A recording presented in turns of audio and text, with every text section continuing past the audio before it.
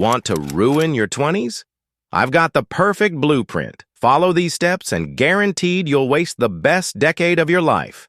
Step 1. Tell yourself you have time. Want to start a business? Next year. Get in shape? Next month. Learn a skill? I'll start Monday. Future. You will love cleaning up your mess. Step 2. Treat money like it's fake. Swipe that credit card like it's a magic wand. Savings? Investing? That's for old people.